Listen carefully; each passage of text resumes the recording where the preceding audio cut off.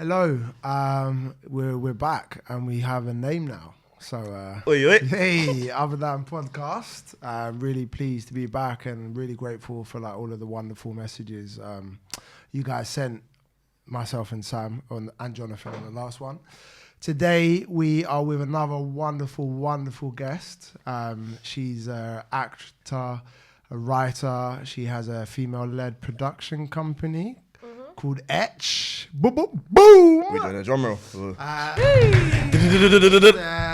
know, poet. Also, there's so many more strings to her bow. But she's just a wonderful artist. And I think me and Sam both feel really passionate about her being one of like the leaders in that kind of whole make your own content stuff for our generation, at least, at a really high level, and a new mum.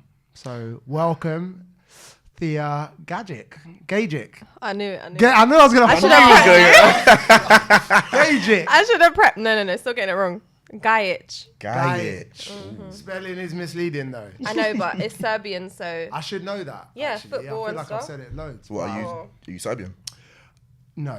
Okay. No. I just mean I've known Thea. I mean, most most men seem to know how to pronounce it because of football.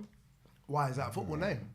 Some footballers are called something itch. Yeah. Oh. Yeah. The J is like a Y. So you should have Vidic. probably. I probably should have done the intro, but we move on, innit? Yeah, the J is a Y and the C is a ch. It has accents, but Perfect. which would probably help if I had put them anywhere. But thank you so much for being here. Yeah. Really Thank glad you. to have Thanks for having me. It's a blessing. Love you guys. So. How I think we should maybe start with like how we met, because I just think it's the Oh yeah! Wow. We most should. random story in the whole world. Do you should. want to say it or do you want me to do it? You do it. You do it from your perspective. Yeah, you're the host, bro. Yeah. So from my perspective, so before I got into acting, I was an estate agent, and I was working in South London, and I was working in Streatham at the time. And I was quite new at this point. And the first house I ever sold, I still remember, it had white wood floors. Is that right? Yeah. And it had a dog Yeah. that ran around. Anyway, really lovely woman. And she had a daughter. And that ended up being Thea. But I didn't figure that out. She, after Run, her short film, she made another film called Guilt. And I auditioned for it. I sent a tape. I think you had saw me on the train. Yeah, I had seen you on a train before this, learning lines, and I thought, where do I know this guy from? But I just presumed, because I saw he was learning lines, and that's why I thought, he's an actor, so maybe we've met somewhere, like, in acting world. So what, did you guys meet when he sold your mum the house? Or Probably what? just in passing. In We passing, never, in met. passing. We didn't meet, but yeah, just like, I saw him, so I recognized his face. And I remember my mum always saying, "Oh, he's such a lovely guy," blah, blah, blah. And then, yeah, I saw him on the train one time, blah, blah. Then anyway, time goes on and I'm auditioning for this short film and he sends a tape and I'm thinking, that's the guy I saw on the train, but where do I know him from? And I don't know why. Then it was his name, Jazz, that I think I remembered that my mum had said. So now I remember asking my mum, like, what was the estate agent called, blah, blah, blah. Then I emailed him back after the self-tape and I was like, this is random. But did you like sell a flat in Brixton Hill? And he was like, yeah, and then that was that. You were like, what? I ended up selling their house. That was the first house I ever sold, and then we worked together on this film. Me, Thea, Benny Sarpong, and Kate Kelly. Oh, lovely Lovely group Kate. of people. Some might call that serendipity. Yeah, for sure. No, for sure. Definitely felt 100%. like it. And you actually, I don't know if you like know this, but like for me, because I was like brand new into sort of like that whole acting thing at that time. You were like one of the people I was kind of like looking at and to for like, this is like my connection to some sort of like creativity. So like even after like years after, if I wrote a poem or something, I'd always be like, Thea, what do you think of this? Thea, what do you think of this? So, And they're always sick. So no, I've really, you've been like, I've probably expressed my gratitude towards you before, but like you've definitely been like someone, especially because we're from like the same sort of areas. Where I've looked to you like, like you can be like creative from like our area sort of thing. Thank you. That's really cool. That's how we met. Yeah. I wish I had like a really cool story to say how we met, but I know, we were just in passing. kind of boring at one of those sort of... We're like... I've seen you before. But I saw The Last Tree with Matthew, who runs Bounce Cinema. Did they show it at Bounce? It wasn't at Bounce. Me and him got invited to... It was it was like maybe the day before it came out or something. It was like some screening at... Maybe it was a BFI. I can't remember where it was. And there was only a few people. I think they were doing like...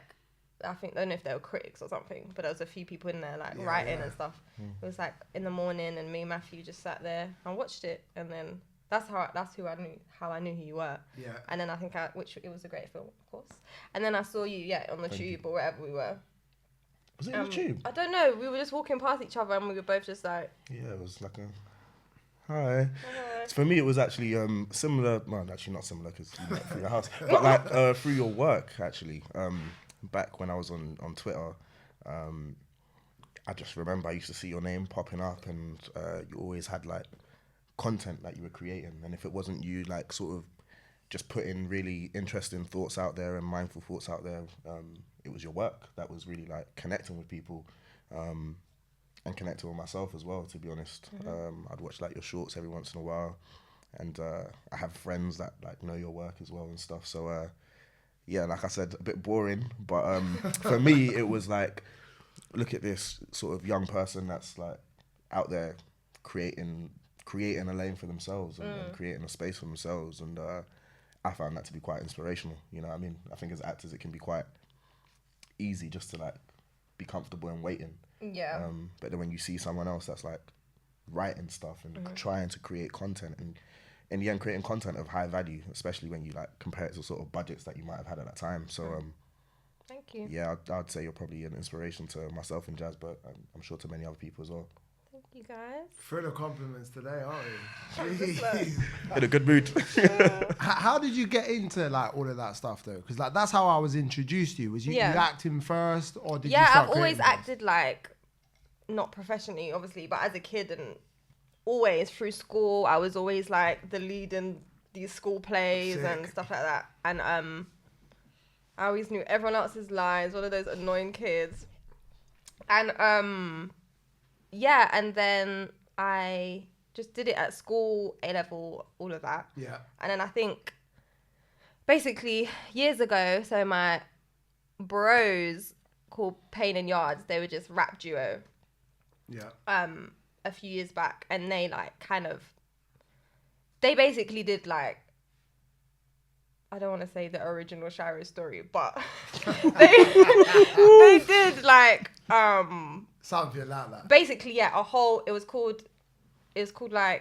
It was like an intro to their tape, right? But the intro turned into a short film in music video form. Yeah. And then there was part 1, part 2, blah, blah, blah, and it went on and on. And so that was like a whole story, and I was involved in that, in helping them. I didn't have any experience at the time, really. It was just like, obviously we were kids. Your friend, wasn't it? Yeah, but I kind of was interested, so I knew some things, and then I acted in that little music video series. Yeah. Don't Google it, please. You know we will. 100%. Yeah. So that's kind of where I started acting on screen. Yeah.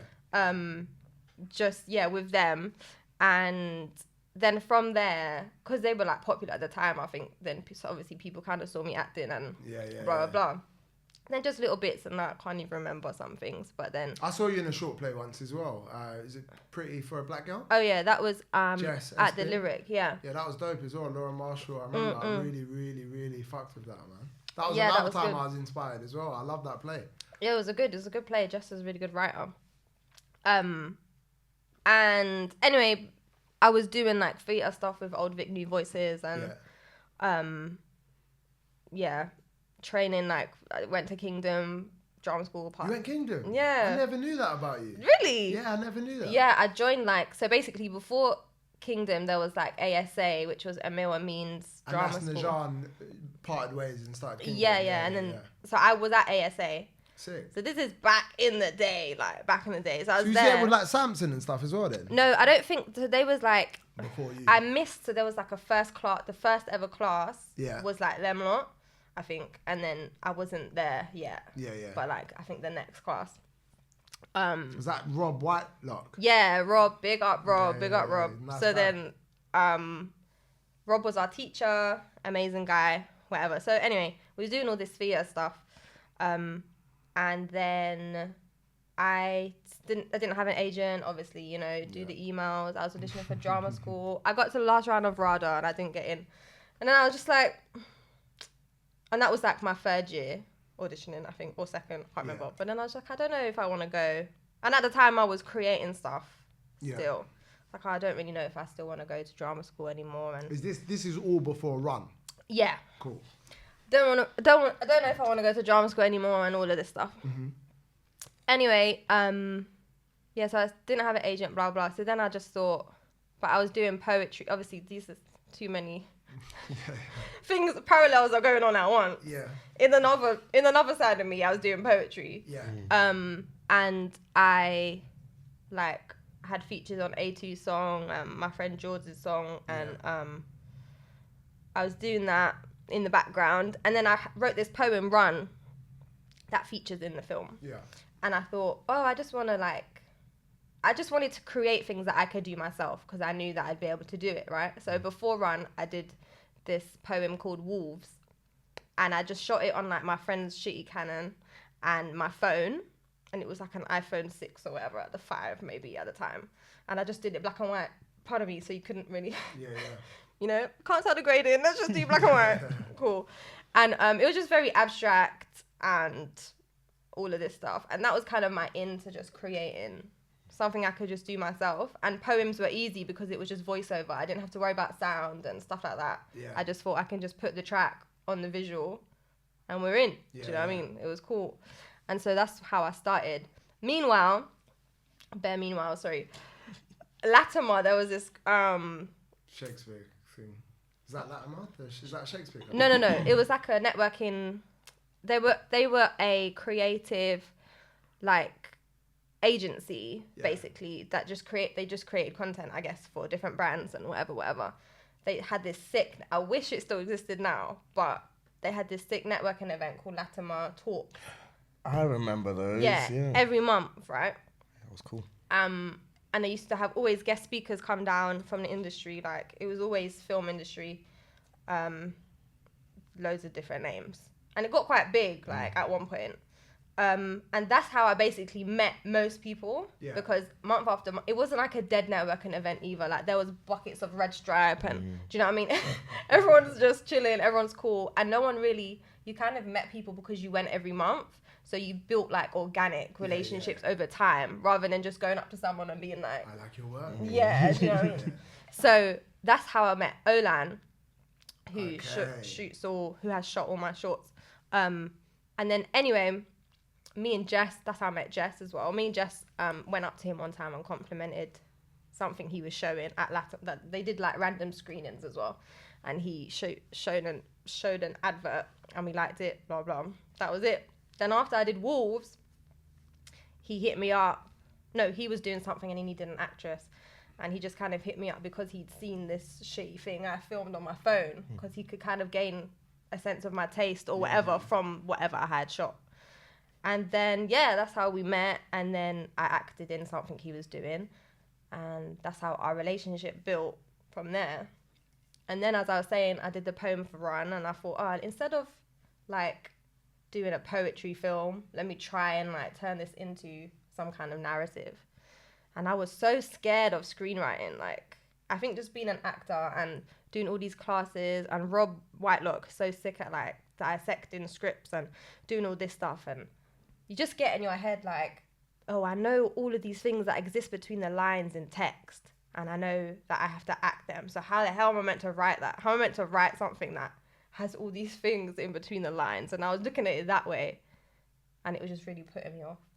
And then my friend just said, just write a conversation like between two people. And that's how I started writing.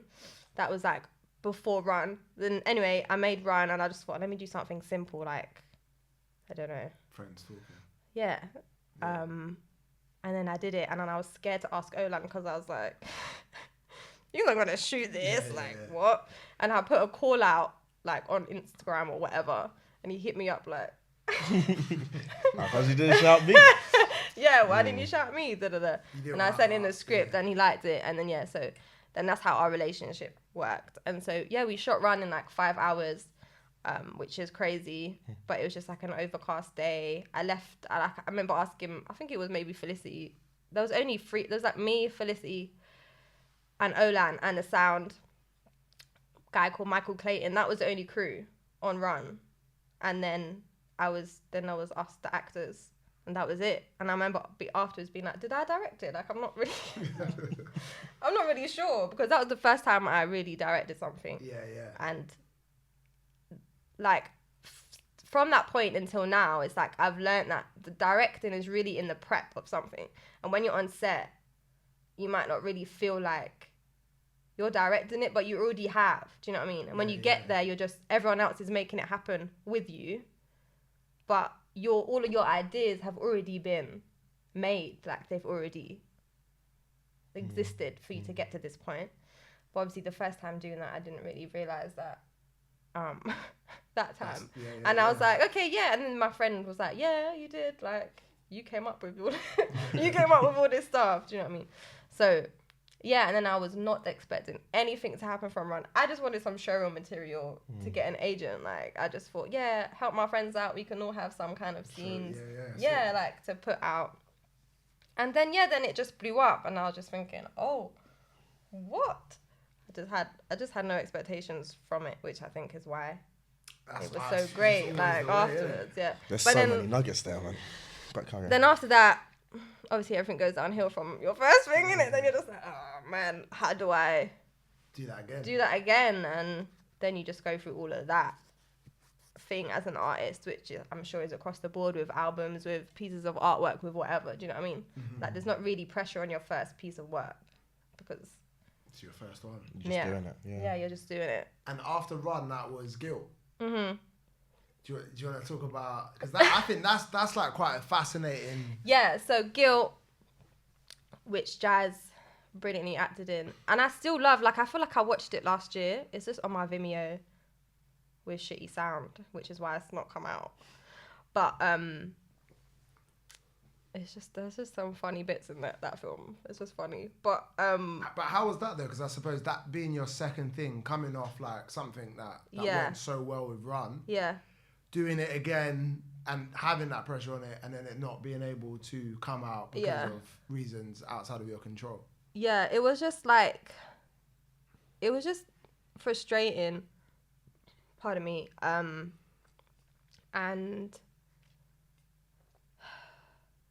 I don't know. I'm trying to remember like how I felt at the time. I just felt frustrated and annoyed, and then also I was also like over it in the same breath because I've been trying for so long to get the sound sorted out, like for a period of time. And after a while, you're just like, oh, like, let me just write this off, like, do you know what I mean? And give it to you guys. So if you wanted to use anything from it, like for a showreel scene, the sound would be fine, but it's just like, it was too. There was no mix basically, and I edited all of them myself. So I had edited it on Final Cut at the time, which is how I learned to edit on that software. Yeah. But most people don't use Final Cut industry-wise anyway. So when I was trying to export sound from the software for someone else to edit, it was like, no, you need a third-party software to change it to this. I don't have any money to pay for any of that stuff.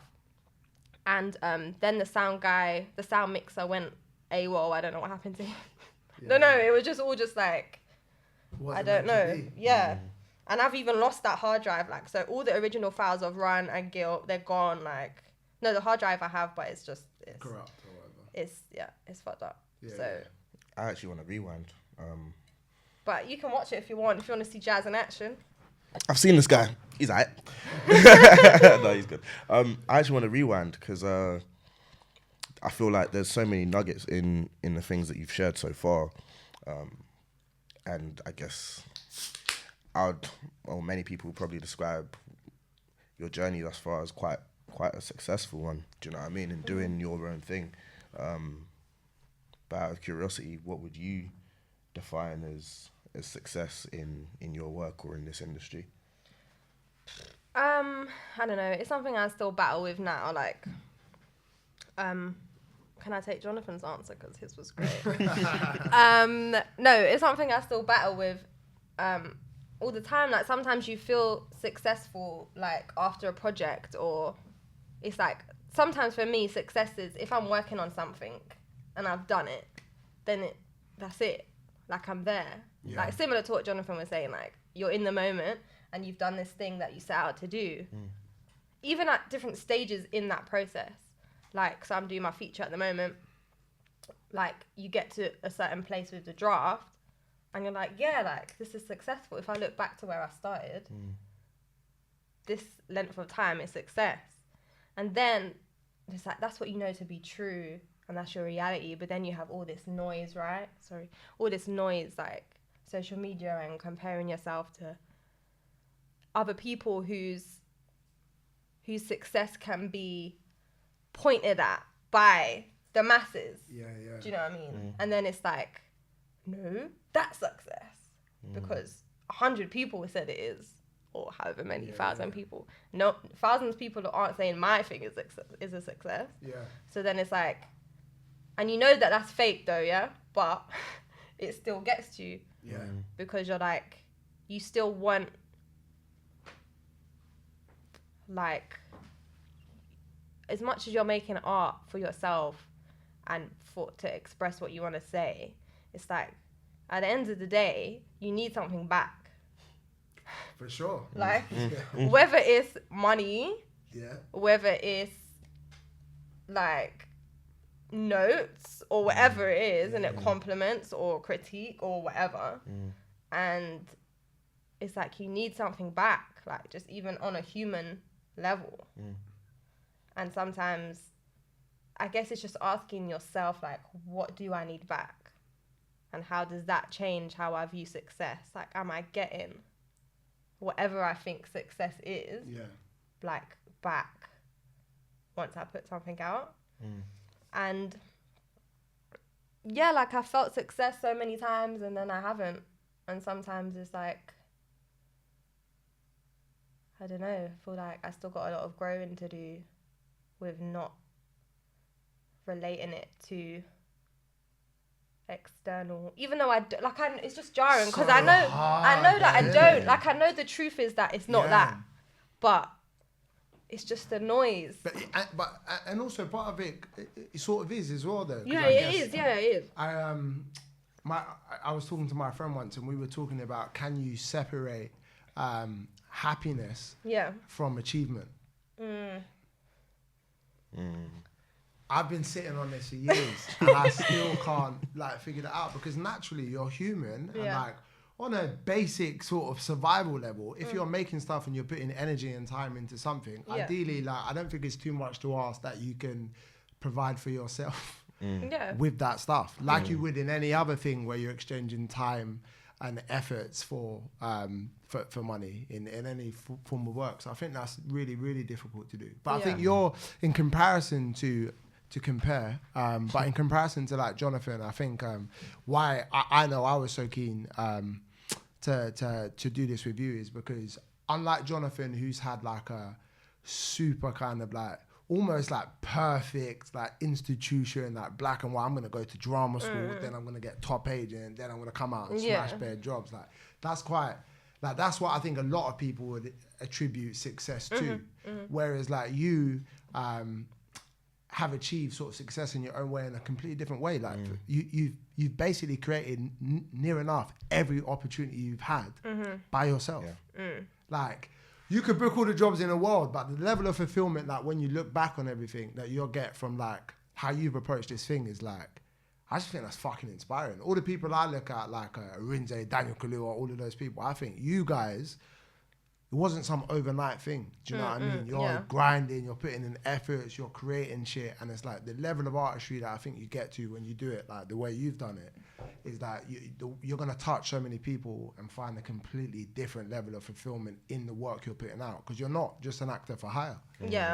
Maybe you would have liked to have been at one point, but because it just didn't go that way for you. Yeah, of course. But like, I think you'll get that, and you'll be on the job. I get you. The stuff you've done so far, you'll just never be able to like. You can't replicate that with booking a job. Yeah, no, 100%. I agree, and I think it's just about like remembering that Yeah. As well, because it's so like, and just remembering, I guess, the people that you, like people like yourselves who think in similar ways. I guess it's kind of what you're talking about in the last thing about craft and all of that stuff. But it's just hard because we're always less quiet, right? These are type of people, and people who, they don't care if you've been working for 10 years on something. What? You're director today? Sick. Oh, let me just direct someone's video and it's blown. Yeah. They care about that person. Do you know what I mean? And so that's what's frustrating.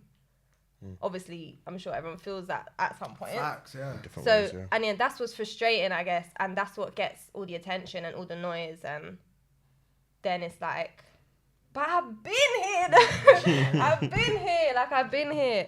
You lot don't even know. Do you know what I mean? Yeah. So that's community though, isn't it? That's it. That's it. That's why it's so important, and that's why I think like things like this are so important. Like Go Hard, like Bounce Cinema. Bounce is great as well, man. Yeah. I've only been to that twice, but I remember the first time I went, it was like Rich Mix. Yeah. I was like, this is a fucking vibe. I remember this is a proper vibe. So that's something I think like everyone should be going to. And I know personally so many people who have felt like they found a sense of community at Bounce. But again, it's you, the guys running it, like Matthew I think is another like wonderful, it's people who are putting out work first. Do you know what I mean? It's not super cliquey. And even if it feels like it is, it's because there's like a common purpose of like people identifying in a similar way to this thing that brings people together. It's not like a closed group or shop. So I think things like that are just inspiring in themselves. Yeah. So it's true. It's just community. Community is the word. Do you feel like you found that in I guess over the course of like your career? Because I think it's quite interesting talking about some of the frustrations that you found in terms of, and correct me if I'm wrong, to me it sounds like finding I guess validation kind of outside of actually doing the work. And for me, I feel like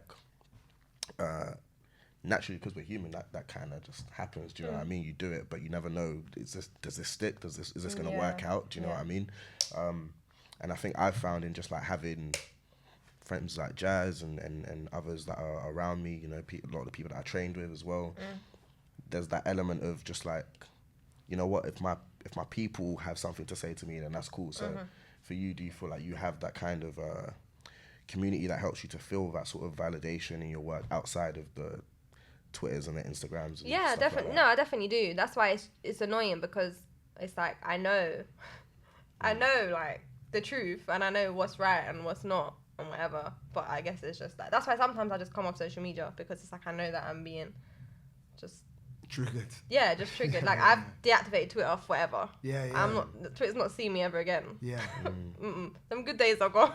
And I feel like you were one of the people. Good days on Twitter are gone. You were like a Twitter person. Yeah, I like Twitter, and then I gradually just went down. But that's even beyond industry stuff. That's just Twitter being annoying. Like people thinking that they know everything, and then it's the whole thing of like being woke, and now you can't say anything. Yeah.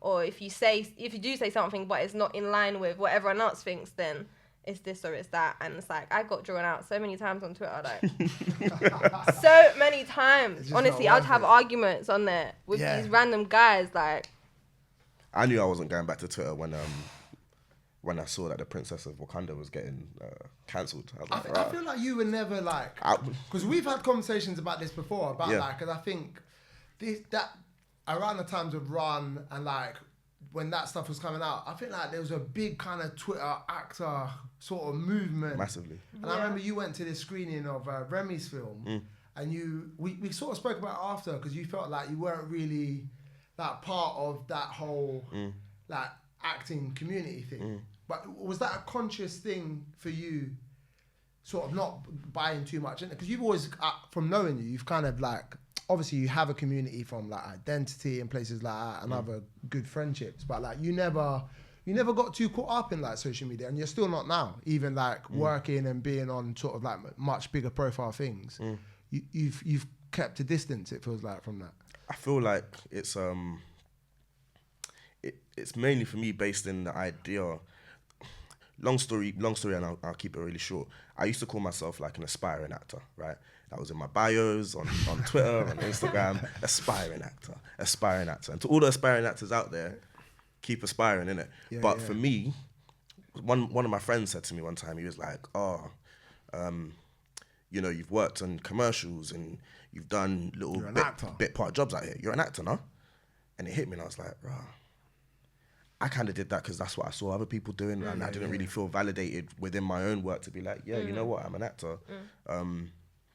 And so when he said that to me, I was like, rah, so what is it that actually makes me feel fulfilled in this thing that I'm doing? I've been paid to do it, and yet I still call myself aspiring. And what I found is like, in sort of being in those spaces, rightly or wrongly, you just end up like comparing yourself to people. Yeah. And you end up finding or seeking, again, I don't know why, but I keep coming back to this word validation.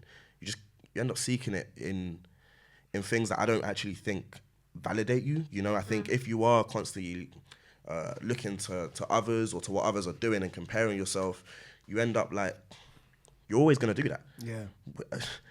You're just always going to do it. You know, I watched, I don't know if any of you guys have watched BoJack. I'm going to go on mad tangents. Horseman. I have to edit. Horseman. BoJack Horseman. All right, cool.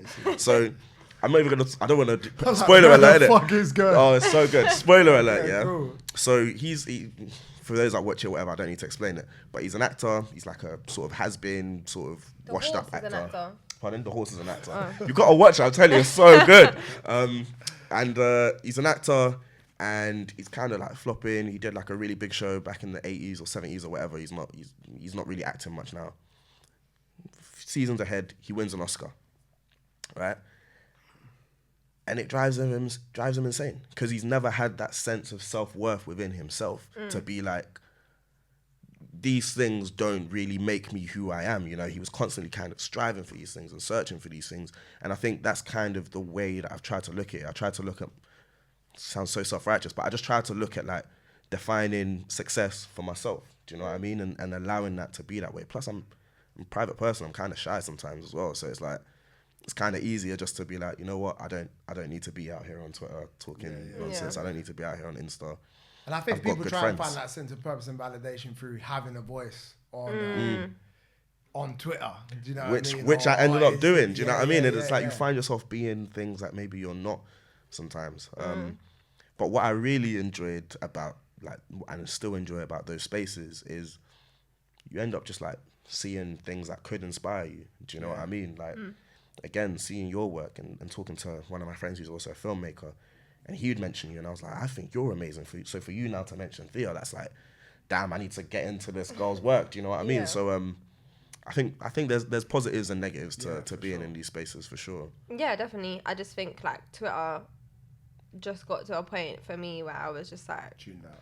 It just wasn't even benefiting anything I was doing. Like not work. It wasn't benefiting my work. Like, I would put something on there and get one retweet. Yeah. So I'm just like, well, moving on. Why else am I on here? Like, I'm sharing my, like, obviously you can share your thoughts, but most of the things I was seeing, just about life stuff, politics or whatever, it was just triggering me because I just thought, there's so many just frustrating people. And they're all here for some reason. The amount of words I muted on Twitter is just, and I still saw them. I don't know, the mute thing doesn't work. Because I would mute so many words, so many phrases. I didn't want to see anything. I just wanted to see memes. All I wanted was funny memes. And then I said, yeah, let me come off this. So getting back to sort of your journey. Also, just quickly, because when you were releasing all your content, that was on your own channel as well. Yeah, on just Vimeo, yeah. But that's kind of like, because I guess like a lot, there's wonderful channels that are supporting new work, like Million Youth Media, Teddy and those guys. Was that like a conscious decision for you to like build up your own thing? Because even that decision sort of says to me that this is like me, about me and my work, rather than me getting 1 million views. Yeah, I mean, to be honest, I didn't know anything. Yeah. When I made Run. Like, I didn't know, I was very much more in the acting world at that time. So I didn't really know, I wasn't in the know about all these platforms that do this stuff. Yeah, that present filmmakers and I think I knew about Short of the Week, which run eventually ended up on, but this was a while after it had come out. Yeah. But other than that, I don't really think Also, I've always had this thing, which is a benefit and a downfall. It's like, once something's ready, I just want it out. Yeah. I don't want to wait 3 months to see if you're going to put it on your platform. Mm-hmm. Like, it's just, I just need, it's like Yeah, something I wanna about the share art, so whatever kind of artist I am, I'm like, I need it to be out. Yeah. And so that was like, with Run, that's just how I felt. And so I just put it on my Vimeo, and then it did go on, I think soon after that it went on BFI Network's page. Yeah. Which is how I got on their radar. And then Short of the Week had seen it on BFI Network's page. And then they wanted it on Short of the Week. Yeah. And then that's when it did like numbers and stuff. That's so dope. Like your journey, like hearing it, because I wasn't really, as much as I knew of you, I wasn't really aware of like of like how you've come to be where you're at now.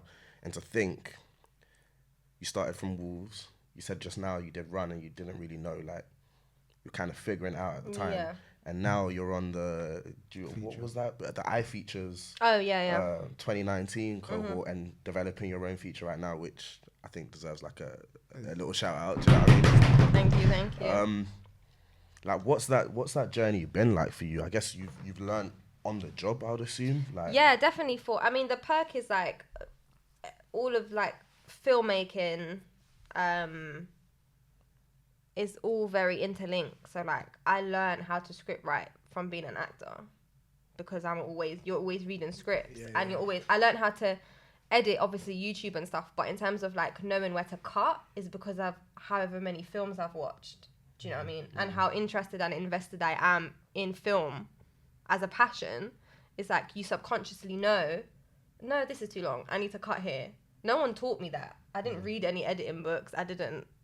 Obviously you can learn what button to press to make the cut, but you can't learn where to cut. Do you know what I mean? But also, sorry, just to go back as well, that's not like just because you were an actor. I think that just says a lot about how you are approaching your craft as an actor.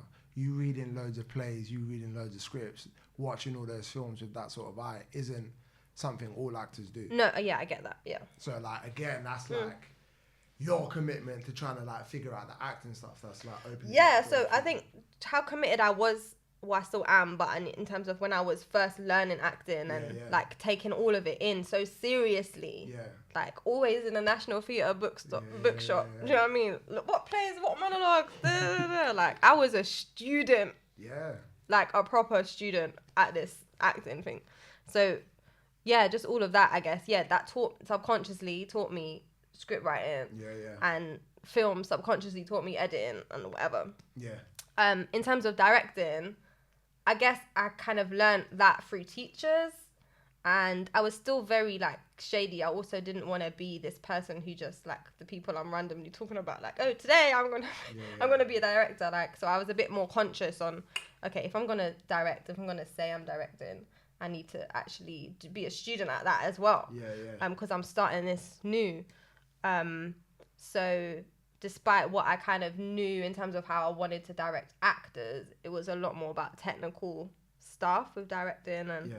And still now, like, I'm always trying to learn more things, especially like technical things with camera and having that dialogue with a DOP and whatever, knowing that I know what lens to use and this and that. Which not all you don't have to do that. You can be a different type of director, which I am. I just would prefer to have some kind of dialogue on that, so I don't feel so left out with some things. I can't remember the question.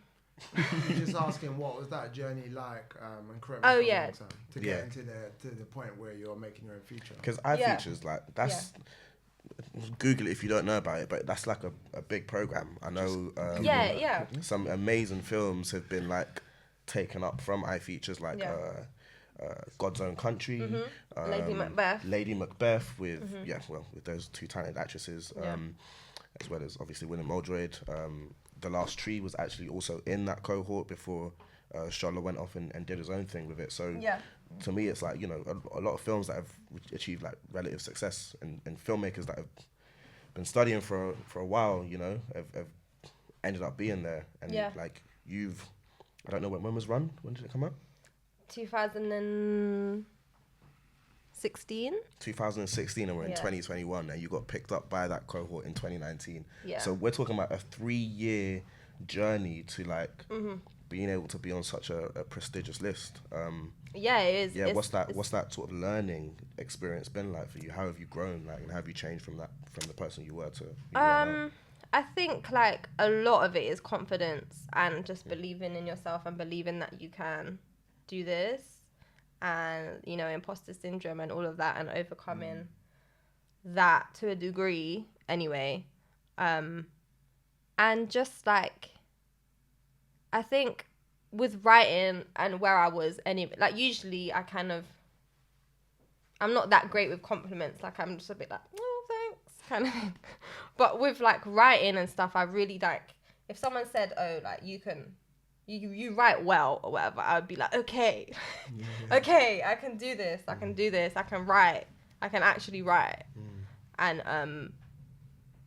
I guess it's like, in that sense, like choosing the validation and really letting it affect you positively and being like, okay, yes, thank you for saying that, because now I add that to my own confidence and can move forward with it. And I think that's, I guess, just listening well to people who I know have my best interests at heart and believe in what they say, kind of took me forward. And also, like, before iFeatures, I did Film London with Eli. Great, I love that. That's where I met Ben Tav, and I just thought that guy was fucking sick. Thank you. So that was like my first experience working with any kind of development, because things prior to that had just, I don't even think I sent Run to anyone for feedback. Like I just said, let's make it. Let's do it.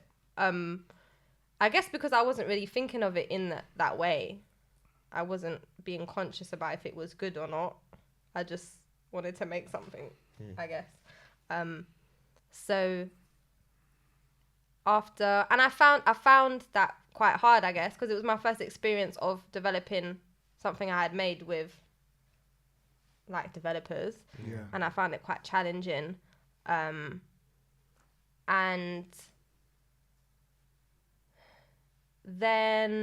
I think I was kind of put off by submitting for iFeatures because of that. Like the year before, like I think I actually submitted to iFeatures with a different idea the year before, 2018, and I think I got to the next stage, but not to the final stage, which is good because I don't want to make that film. that idea was, and then, this film, Surviving Earth, is about my dad and his story. And I used to tell, my dad's passed away, and I used to tell, when people ask me like, oh, what's your dad like? I used to tell them like his story, and everyone would be like, wow, what? Wow. Da, da, da. And like with Eli and The Importance of Skin, my other short film, I was kind of just experimenting trauma because I lost my dad suddenly to an overdose when I was 21. And I guess it just hit me in a way, and I couldn't really relate to, there was no one I could talk to about it really who could relate to me in that way. For sure, about it. So I was kind of exploring like in Importance of Skin, there's a miscarriage. In Eli, like obviously this whole madness happened, and I was kind of exploring trauma within like a young community through my short films, but not actually like talking about the root of it, like the actual thing that triggered me into these stories. And so then I thought, why am I not telling this story? And his life was a very colourful one. And so then I had this story, and I met my producer, Alex Bilic, and she was just like, let's do it. And then I submitted to iFeatures, and here we are. In development. That's amazing, man. It's so cool. It's amazing, and it's like, it's brave, but it's just like an incredible thing to do, to like put so much of your own kind of like, I suppose, like really traumatic experiences into your art, and then like sharing that with other people. That's kind of like, that's just an amazing accomplishment in itself. But I suppose for a lot of people, they're sort of like, hear this, like iFeatures, BFI, all of these like names and like buzzwords, and like now you have an agent. Yes. And you did your is that your first TV job with Enterprise? That was my first job. First one. So that again, you was a regular in that. So there's loads of these like wins that we sort of like, I think people were here and sort of latch onto and be like, that's what I want. But I think something Catch me in Slice season 2. Slice season 2, big up Samson Caro, man. With my son Nova. Dope. Also I saw featured. that actually, yes, sick. Like all of those things, I think we speak about this quite a lot, about like, I think if you're on TV or if you have some success that like people feel like, oh, I know the institution behind that, so that must mean you've got everything you ever wanted in life. Yeah, that's what you think. Yeah. So like, how is that for you now? Sort of having the agent you want, doing them jobs. Has it changed your sort of feelings towards this film? Was it opened your eyes to anything that you maybe had like preconceived ideas about before? Change my ideas towards what? Sorry. So like where you've ended up now. Yeah. If you had known in 2016 that you would have done all of these things, would you have thought you feel like you do now? Oh no. Why? Because there's more. There's always like the next step. What's next? Yeah. Do you know what I mean? Like what you guys were talking about in the last episode is always, it's just a journey, and your needs change and your wants change once you've gained something. Yeah. Which is important, and I think it's a great way to live, because with all the small gains, it's like, oh, this is achievable for me right now. Yeah.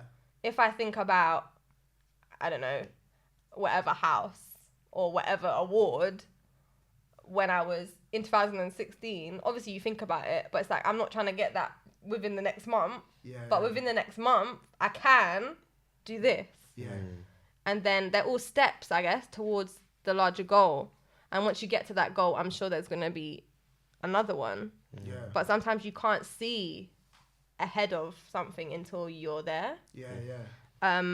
So yeah, that's just where I'm at now. Do you know what I mean? And I think I'm kind of right now, it's like, I want to make my feature. Like that's what I want to do. Like, I'm here, we're almost done with script stage, hopefully. Yeah. And then it's like, so right now immediately I'm thinking of casting. Then after that I'm going to be thinking of this next thing, and every stage I'm going to feel successful. Yeah. Oh yeah, we've cast it. Oh, sick. Oh yeah, we've got funding. Oh, sick, whatever. Yeah.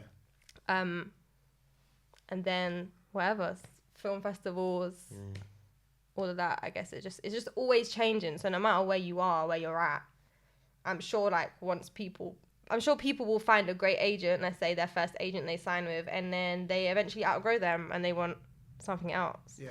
So I just think it's about noting your successes. Like, oh, I've done that. Like, I have a jar at home with Post-it notes, and I write like what I think is successful to me, and I put it all in the jar. Even like carrying a baby, I put that in there. Yeah. Do you know what I mean? Like, I was pregnant. Oh, I gave birth. Yeah, that's definitely going. That's going in there. Do you know what I mean? That's going in there. Yeah, stuff like that. And it just all accumulates to your life, I guess. I feel like we have to touch on that journey, because I think that's even more amazing than probably everything we've spoken about thus far. But just before we sort of move on to that, I wonder, how do you find splitting your time now between you sort of creating your own content and then just or how easy has that been for you to do, is creating your own stuff, but then also sort of focusing on booking jobs as an actor and just being an actor for hire? I guess the good thing about it is that they kind of have different time spans. Yeah. So like booking jobs is always, when it comes up, it's immediate. So everything goes to the side. So it's easy in that sense. Yeah. It might not be easy if I have a deadline on that day, but that hasn't happened yet. But yeah, it's always like, okay, I've got this job, cool, everything else is gone. Like I will cancel meetings, whatever, because I need to do this. Yeah. And I need to commit to this right now. And then tomorrow or this evening, I'll keep on writing. Yeah. Or whatever. So I guess it's quite easy for me to compartmentalize them because of the time frames. Yeah. That is just how the business is, I guess. Was that always your intention? I ask because I think sometimes there's this sort of idea of like, if I just make my own stuff, build up a hype, then I'm going to start booking all the jobs because everyone's going to know what I'm on. Was that, did you have sort of any of those feelings when you, it doesn't sound like it from how you spoke about Run, but did you get to a point with your own sort of like content that you're making where you're feeling like, boom, if I make this and I do this with that, that's going to open up all the doors for me? Yeah, I think I mainly did with Eli. Yeah. And then I was just so disappointed because it didn't happen. What didn't happen? Because I thought, because I made this film with London Calling, which was a platform, I presumed, like, I don't know, I would just get, I didn't think masses would happen, but I would just thought like it would open, and I guess it did open doors that I'm probably not seeing all the time. But it did open a door because that's how I met my producer. Yeah. And here we are making the feature film. But I guess I just thought, I don't know, you just, in the back of your mind, you think, yeah, it's going to be one of those random, like, short films that get into every festival and do this and do that, and it didn't do anything. Yeah. So, I guess I just, but that's the wrong thing to do anyway. Like, you're placing the success of a film on a name of a company that, do you know what I mean? It's like, I shouldn't have done that anyway. But that's just where I was at the time. Yeah. And what I thought.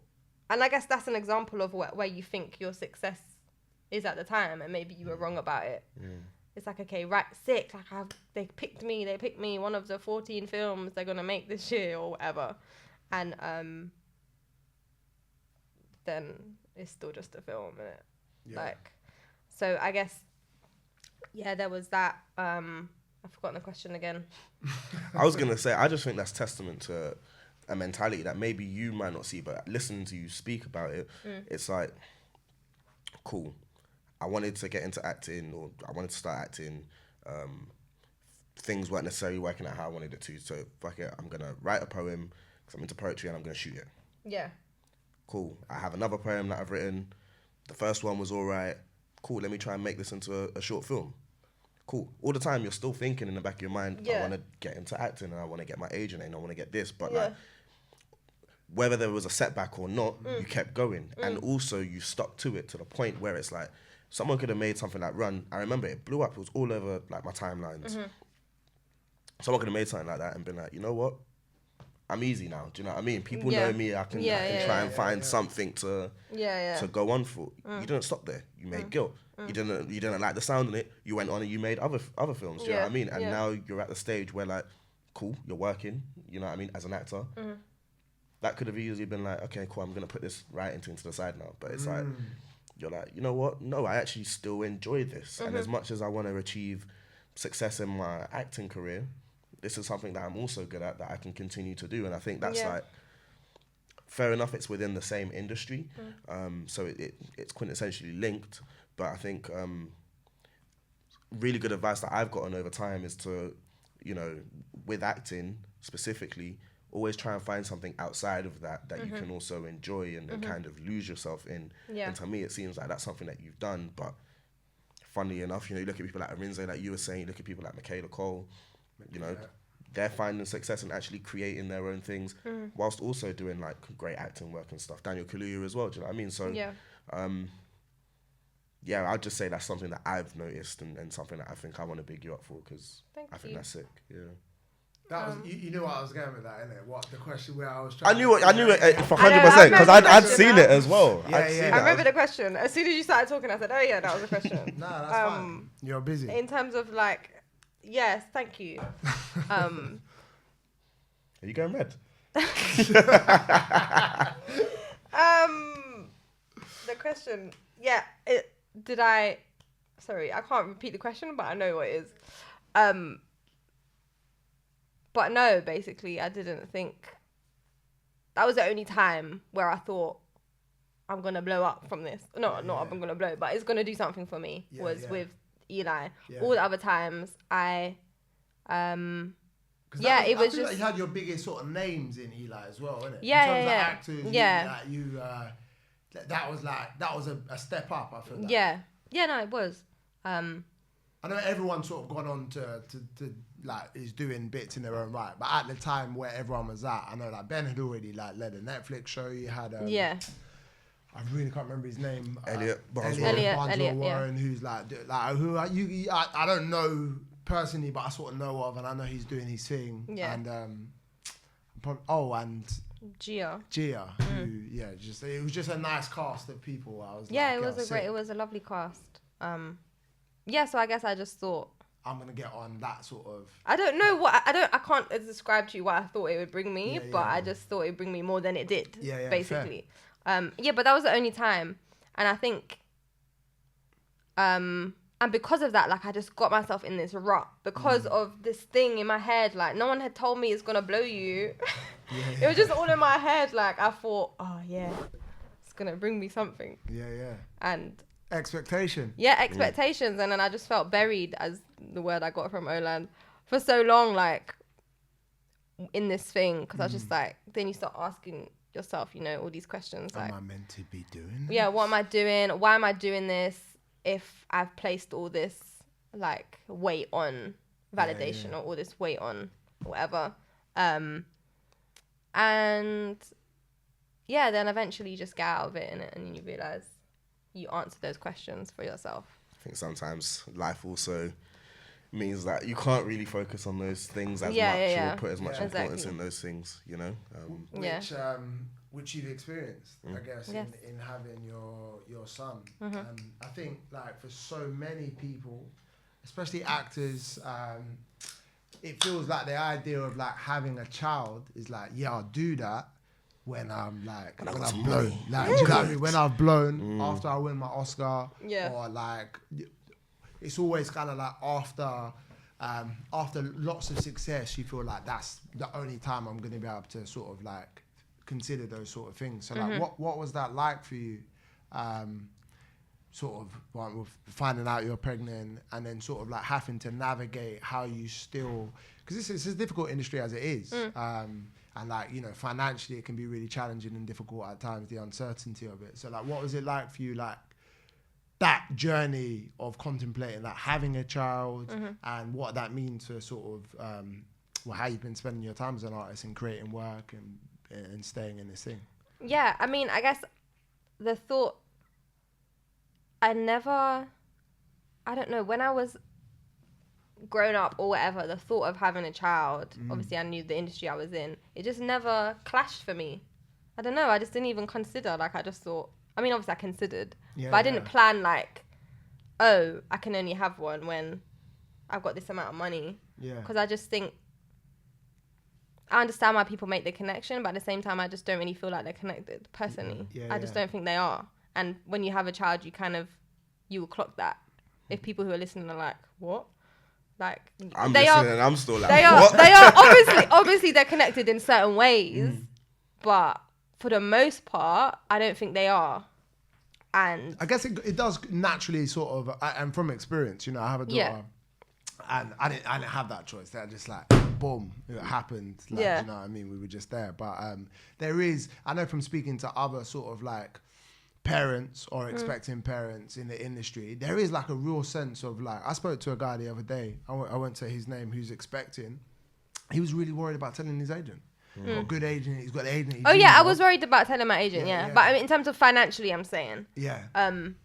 Not that I was financially stable or anything. I just always had in my head, I'm going to figure it out. I don't know, maybe that's just how I am, but I just thought like, I just don't know. I just thought I'll cross that bridge when I get there. And I guess I had the benefit of living with my mum. So I thought, I've got a house over my head, like at least for the first year or two. I can stay there.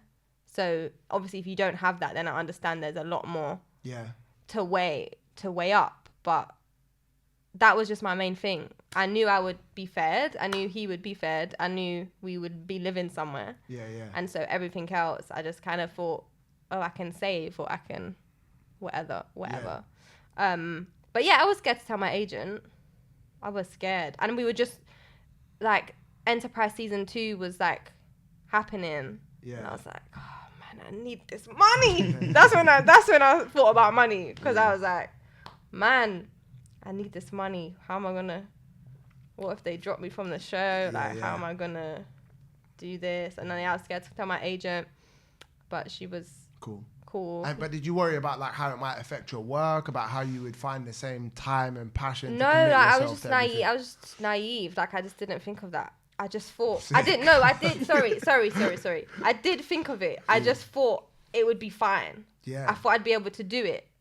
I just thought, abundance mentality in full effect. Though, and I don't think that's naive, because you're doing it. Do you know what I mean? I hear you. Naivety is maybe where it like might lead you into a situation, or into a lifestyle that maybe you're not as comfortable in. But you're right. No, I hear you. No, you're making it work. But that's just what I just always thought in my head. That's what I'm gonna do. Like, when I vision myself as a mom, even before I was pregnant, just like, little daydreams. I just thought, like, on set, baby in the carrier. That's gonna be me. I just always thought that, and I thought, if no one wants the baby there, then I'm not gonna be there.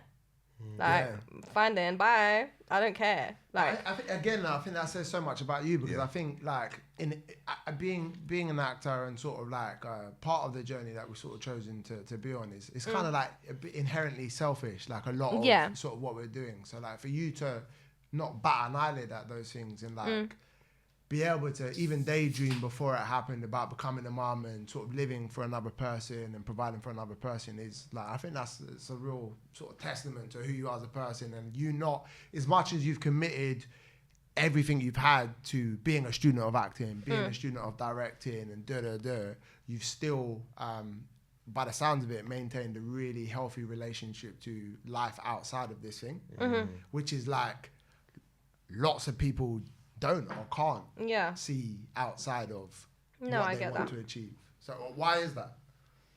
Or why do you think that is? I don't know. I don't know.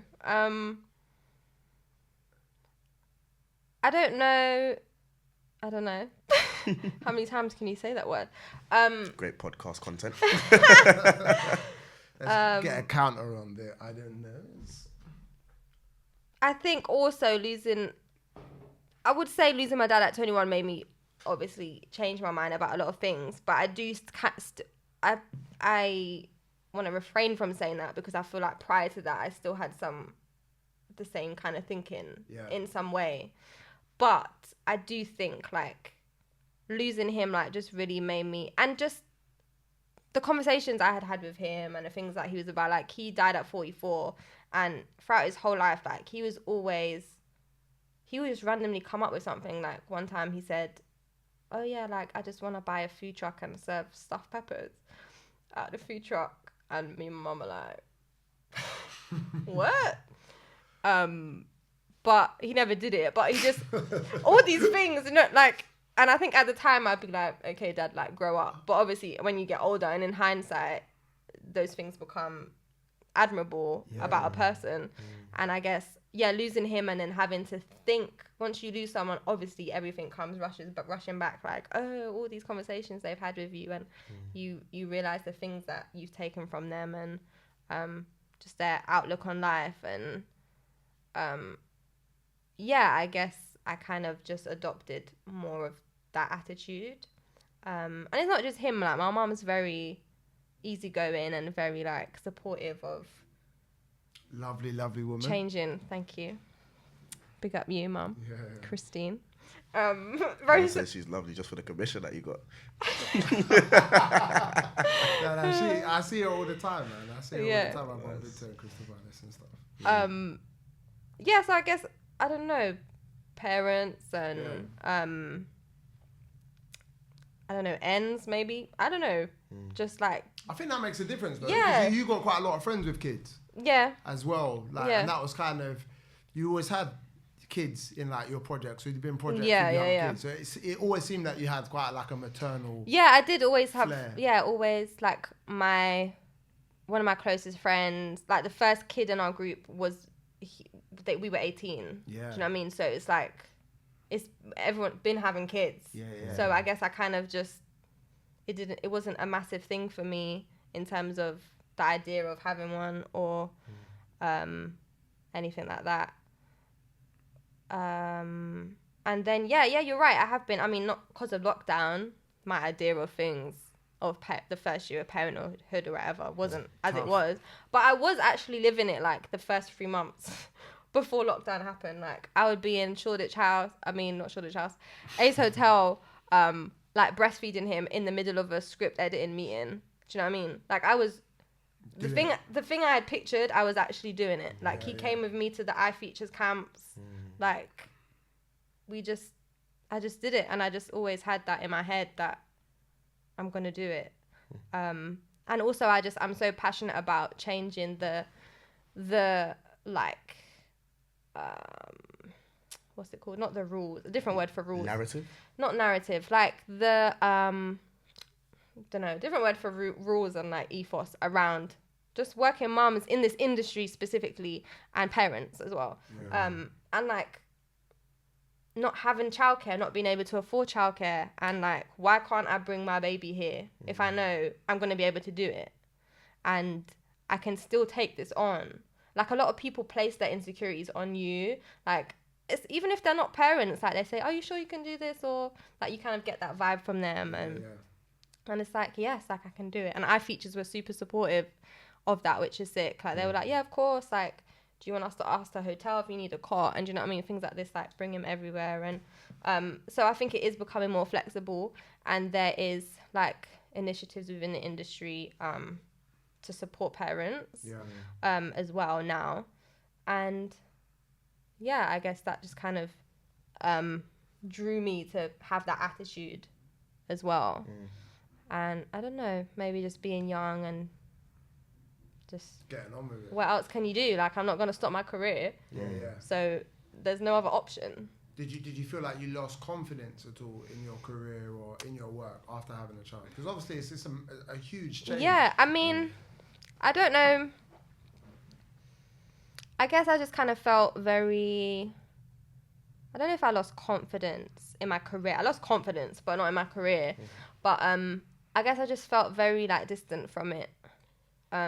In some senses, but in another, like my draft for iFeatures was due in January. He was born in literally like a week before December. So I didn't, at the same time, I didn't have time. Like I was also deep in that career in one way. I guess maybe from acting and stuff, I felt a bit distant because I was on maternity leave from that and I wasn't auditioning and because I didn't want to.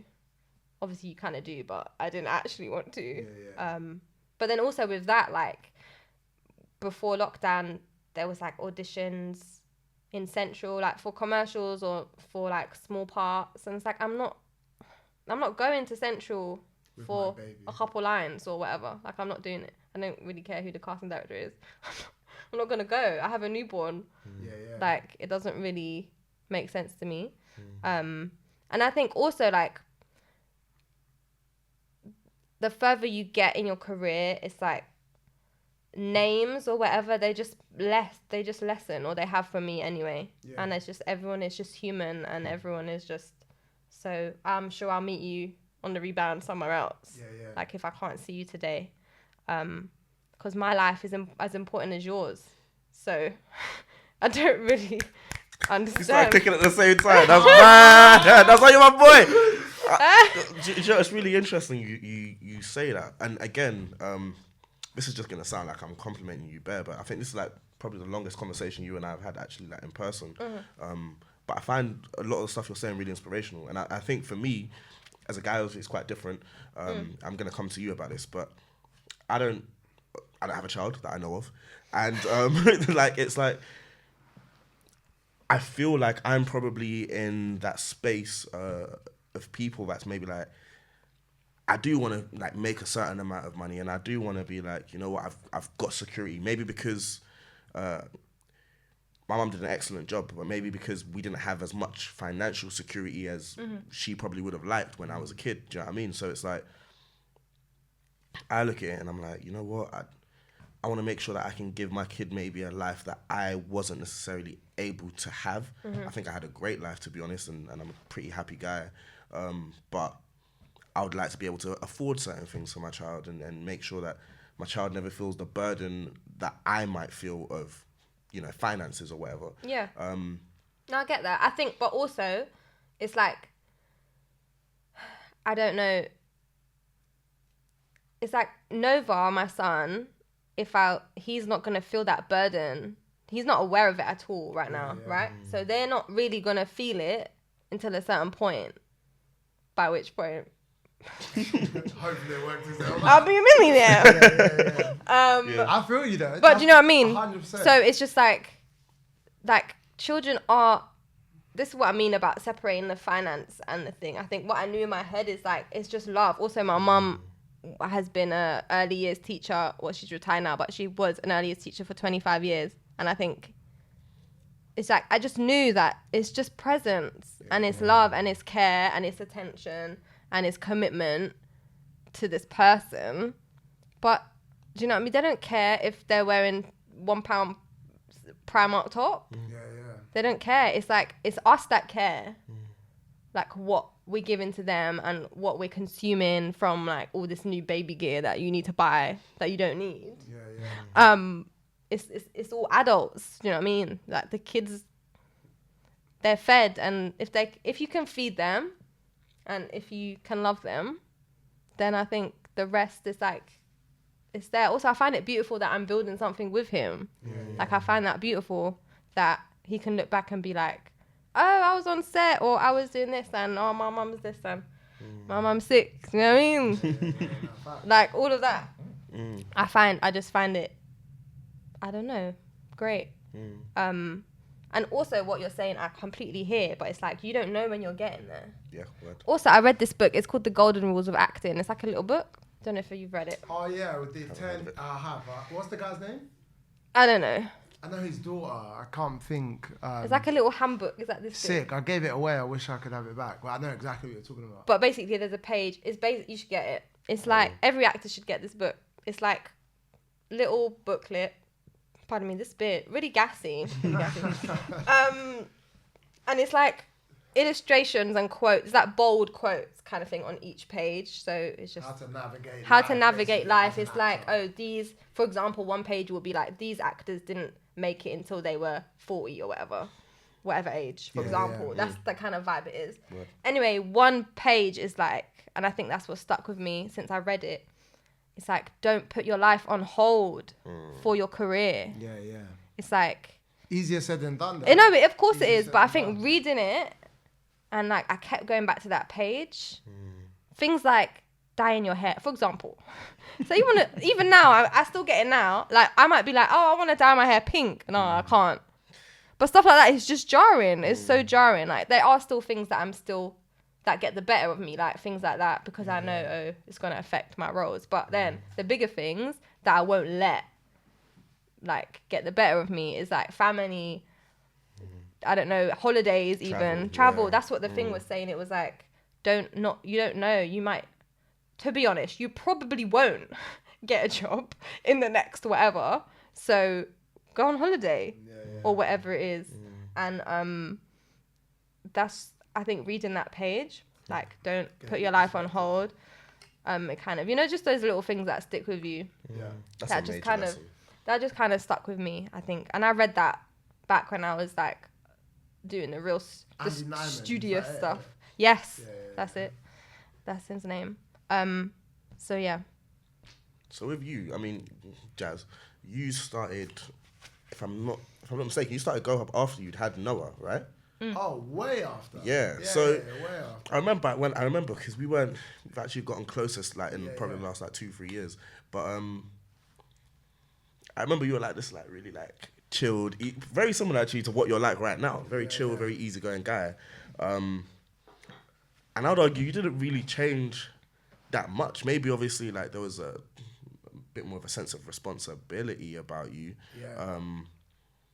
But I don't seem to remember ever having a conversation with you where you were like, I can't do this acting thing anymore because I'm having a daughter, or I have a daughter, or I guess quite similarly to Thea, you didn't, not much seemed to change, but I guess like that, it's your own personal journey. So like, to anyone out there that might be expecting, because I have a friend as well that's expecting, and I think he's not expecting, his girl's expecting. Obviously, he's a bit nervous about it, you know. Like, what advice would you have given yourself, or how do you feel like you've grown or changed, or like, do you feel like it's hindered you in any way? Like, just interested. Yeah, mine was a bit different because I was brand new to acting. Like, I was at Identity, didn't have an agent, like, just wasn't even in a place where I knew enough about the thing for it to like even be feasible when we found out we were having Noah. So like, it was just like, do you know what I mean? It was like, wow, like I'm still gonna train, and I was still at Identity. Like, Jess was there as well. We were in the same class, like while she was pregnant and like hormonal and stuff at a point. But like, the thought of like trying to earn money from like this industry or anything at the time wasn't even a thing. The focus was just like, let me just learn how to do it and get good. So like that didn't really change. And someone said to me, a guy called Chadwick at the time, is like, when you have a child, it's the biggest motivation or the best excuse. And it just always stuck with me because I was like, do you know what? That's true. Like, now I have something that I have to kind of make this work even more. Not in a like I feel stressed or like anxious about it, but like, if this is what I want to do, then now I have a great motivation to like be able to figure it out. Instead of being like, well, I'm having a child, so like now I gotta, do something else. I was just never on that. I think it was a slightly different thing as well, because I started acting a lot later than everyone else I know, and I had already worked. I was an estate agent, and then I was working in the city doing IT recruitment. So in terms of like, I think a lot of things that I was trying to navigate at the time, I had already earned like decent money and done all that stuff, and just realized, like this alone won't make me happy. So like, doing acting was more about like, I need to find a sense of fulfillment and purpose in my own life, more so than it was about like trying to be an actor. It just so happened I went to Identity, and like I found community for the first time in my life, apart from basketball, I'd say. And then I've had a bit of like a spiritual awakening there. So I was just like, do you know what? If this thing is gonna help me get to know myself the way it's doing, then I can just dedicate my time to this. Like, that's all I was thinking. So like, I was just like, I'll make it work. I had bare not shit side jobs, but I had bare side jobs. I worked in All Saints. I worked at Apple. I worked in a pizza shop. Like, but I was calm. Like, I always had this thing. I was telling my boy the other day, and I used to say this to Jess all the time. Like, I'm cool to be broke for the next 10 years. But in 10 years, I know, and Flynn can attest to this, but I've just never changed. I was always like, I know I can make it work. But like, if it takes time, it takes time. And I'm cool with the time, because I'm not going back to what I've done before. It was scary, but again, we just together sort of navigated it. And it's very similar to Thea, because like, we're both earning a living in the same industry, or freelancing and doing work like that. But we were both cool with like no sense of security and just kind of figure it out. We used to go, she was like obsessed with these like really expensive like hormonal tablets from like Whole Foods. But I used to just clap those, bro. I used to steal them and just be like, you know what, bruv, one day I'm gonna be able to buy them. And then like, thankfully, like everything happens, and now like our daughter is just in a way more privileged position than we've ever been in our life, in our childhood. And we're both extremely committed to raising her and giving her everything she wants. But at the time, I couldn't have been further from that being a reality. It just kind of worked out. So I think if you want to do something enough, you just figure it out. Yeah, it's true. You do. You just do it. That's it. Like, it's scary, but like anything, isn't it? That's what it's no different to wanting to be an actor without a child. It might not work. You're still doing it with some sense of faith and like pushing forward. And I think it just depends who you are as a person, because I've never been like money driven. Yeah. I've just never. I just haven't, and my parents aren't like that, and They went together. Like my mum was a single mom. She managed to she managed to sell the house that you sold because it was a council flat, and she eventually was able to buy it. Do you know what I mean? And then you sold it, and we still live in the first house she's ever kind of bought now. We still live there now. So it's just like, and my dad, like, Serbian immigrant, do you know what I mean? Like, he doesn't have money, council flat kind of thing. And so I guess it's like, I don't know, it was never, but they didn't really, as much as they didn't have a lot of money, they didn't make it feel like a problem. Yeah. So I guess I just didn't have any kind of thought on it. It was just very middle. Like, we're cool. So obviously it would be nice to have more things, but we're actually cool. Like what you were saying, you had a nice childhood, blah, blah, blah. Like, it's still fine. Yeah. Like, the hot water, you know, can't run too many baths, but it's still fine. Like, it's cool. So I think maybe, I don't know, maybe because of that, I just have never been like driven to it. Like I worked at Arsenal for 5 years, and then I finally quit when I got the enterprise job. That. Yeah, I remember. I think you put it out there. Yeah, I was tweeting it. Yeah. Back in your Twitter days. Back in my Twitter days. That thread got a lot of likes, I think. And like, I could have always done more shifts, but I didn't because I didn't enjoy it. Like, I didn't want to be there. Yeah. So I didn't, and I could have stayed working there after I got enterprise. Yeah. But it's like I followed the fulfillment of the job rather than the money. And I guess also that played into like my thinking of motherhood. What you're saying about, it was fine, like we just made it happen. I guess because I have never not worried, but I've never like been driven by numbers. I just didn't. I was just like, it's fine. We're gonna be fine.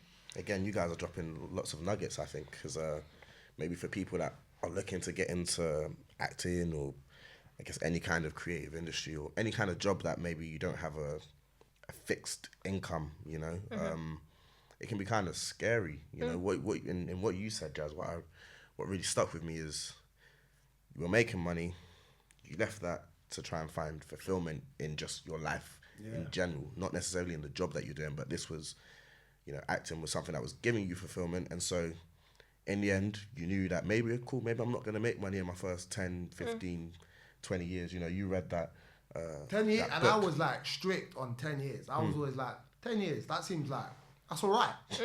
10 years is a long time. Like, it's a long time, but but also, it's not easy for a lot. I just think it's not easy for a lot of people to think in that way. It's a long time, but it's also like the amount of time it takes. And like, if you think about the job what you're on is. now, it's probably over 10 years. 10 years. Yeah, it's been a minute. So like, it's not that long when you're in it. Yeah, when you're in it. Like, even the feature film, it's like, are we done?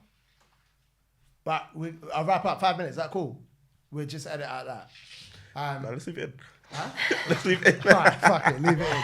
We're coming to an end. We're coming to an end. But yeah, just on that point. Yeah. Like, the feature film that I'm doing now, I started writing it before I submitted to iFeatures in 2018. Yeah. We're still not in production. But when I'm in it... I thought that when you was talking about it earlier. When I'm in it, it's just like, this is just the time's time it takes. gone. Well, it's time. It's just the time. It's just the time it takes. Like yesterday, I think I put on Instagram, like I was in the project folder and I counted all the drafts and it was 12. Yeah. And I thought, if someone told me when I first started, it's going to take you over 12 drafts, Like, I'd have been like, no, I'll do it in 2. Like, what do you mean? But like, it's just the time it takes, like for career, for craft, for whatever. And craft as well, because career and craft sometimes are different things. Yeah, no word, but it's just that's how long it takes. Like, do you know what I mean? Like when you look back at the greats, it's like they've got numbers, you know, numbers and numbers. The people that you respect the most. 100. We always say we always talk about this. The actors I'm looking at are like, there's no overnight success. Yeah, they've been in it for time. Yeah. If we named our episodes, I feel like that would be the quote. It just takes the time it takes. You know? Yeah. If just because we are coming to an end, and again, thank you so much for like coming on and sharing so much. But like, obviously, if you could just briefly talk about now what you and Bree and I can't Thea. remember, and Thea have started with your production company. But also we wanted to ask all of our guests at the end of the episode who you would like to see on this podcast. But whoever you say, you're going to have to do something towards introducing us or plugging us. So just don't say someone you don't know, basically. So yeah, let's talk about Etch very quickly. And then yes. we can finish Etch is a female-led production company that me, Brittany Hall, and Tia Bannon started. Tia is also an actress. And Brittany's a filmmaker and a singer-songwriter. And I guess it's not your average because none of us are producers by trade. But we can produce. And yeah, we just kind of want to tell stories, like, I guess always finding the narrative in something. So at the moment we've got a call out where we want to like create content for artists or small businesses, independent businesses. But we're trying to find like the interesting story in that and promote the person or the company through their story rather than it being like, oh, glossy, here's our product. Do you know what I mean? And yeah, we're just here, just doing our thing. Dope. And we just started it basically. Congratulations on Thank starting you. a production Wish you all company. the success. Thank you. In all the different stages. Yes. And a person to be on the podcast. Okay, so I thought about this, but now I've got another one in the course of this meeting, so I'm just gonna say two. Cool. The first. Twice the what? Yeah. So the person I thought of was Kyle Byron Smith. I met him once. He came to Go Hub. I really liked his energy. Yeah, but, he's like, great. We got mutuals, but I don't really He's know great, him. and he's another he's been in He's this a grinder. game. He's someone I look at like, bro, this guy's putting in work. Yeah, like he's been in this game, and I'm so happy he's finally like having his time. today, like, for sure. I'm so happy for him. Yeah, and big shout out Kyle. Yeah, man, such a sick guy and an actor and a person, and he's funny. Yeah. So funny. So he was my original person. But then in speaking of this, I just thought of Matthew because we were speaking of Bounce Cinema. So also Matthew John, who quick story, we met because he took my first ever headshot. So he's a photographer. Very sick photographer, sick. And I saw his Instagram, and he didn't even have any headshots on there, but I just thought he was a sick photographer.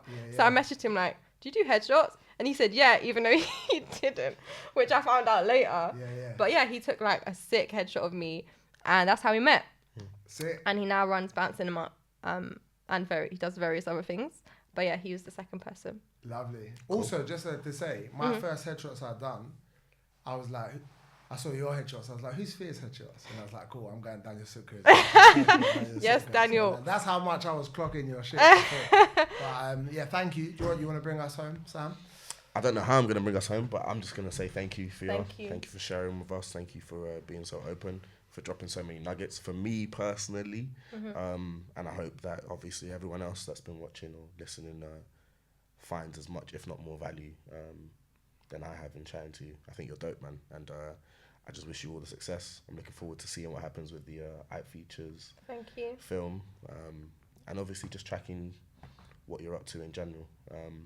I think it's also really quite important to say, I think when we're doing these podcasts, it's really just about getting to know the person, you know, and in just sharing so many elements of your journey, we've not only gotten to know you, but I think we've also gotten to know like the mentality that it takes to be able to like do what you're doing, you know. And I don't really care about what anyone else sees as success. For me, what you're doing is massively successful. And yeah, I hope that spreads to the masses as well. But yeah, big up yourself. Thank you, Thea. Thank you. Episode Thank you 2 so done. much for having me. In the can. Thank you guys for watching.